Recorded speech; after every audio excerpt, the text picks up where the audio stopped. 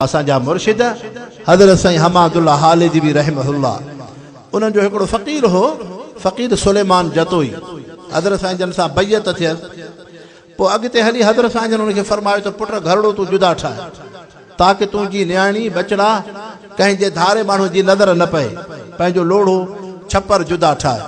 पोइ हज़रत साईं जन साईं हमादुल्लाह साईं उन फ़क़ीर खे फरमायो पुट जॾहिं तूं घरड़ो ठाहींदे न तुंहिंजा भाउर ई तोसां दुश्मनी रखंदा, पर तोखे कदम नाहे खणो। बस जेका भी तोखे तकलीफ़ अचे हवाल असांखे कजांइ हाले शरीफ़ अचे। हाणे उन फ़क़ीर सुलेमान जतोई जॾहिं पंहिंजो घरड़ो ठाहियो, लोढ़ो अॾियईं, हाणे घरड़ो ठाहे वेठो, ॿाहिरि न अची उनखे बाहि ॾिनसि, घर रखे लोढ़े खे बाहि। सिधो आयो हाले जी शरीफ़। हज़रत साईं हमादुल्लाह साईं रहमहुल्लाह जन खे अर्ज़ कया त साईं तव्हां हुकुम कयो हो घरड़ो ठाहे, मां घरड़ो ठाहियो, मुंहिंजे सकनि भाइरनि न अची उनखे बाहि ॾिनी आहे।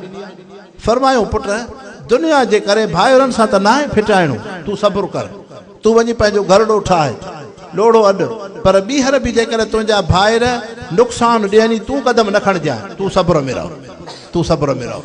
ॿीहर हिन घरड़ो ठाहियो, हुतां पंजर काठी लोढ़ो ढींगर गॾु करे जॾहिं घरड़ो छपर ठहियो, लोढ़ो अॼई, वरी अची साॻो भाइर आयसि, वरी बाहि ॾिनोसि। घर हर शइ रख केरी आयो हज़रत साईं जन वटि। साईं घरड़ो सड़ियो। हज़रत साईं जन ख़ुशतबईअ में फरमायो त पुट सुलेमान उन्हनि जो कमु आहे ड्राहिणो, पंहिंजो कमु आहे ठाहिणो। इहे ड्राहींदा रहंदा, पाण ठाहींदा रहंदासीं। फरमायो पुट इन्हनि खे थकाइणो आहे, सुस्तु करिणो आहे।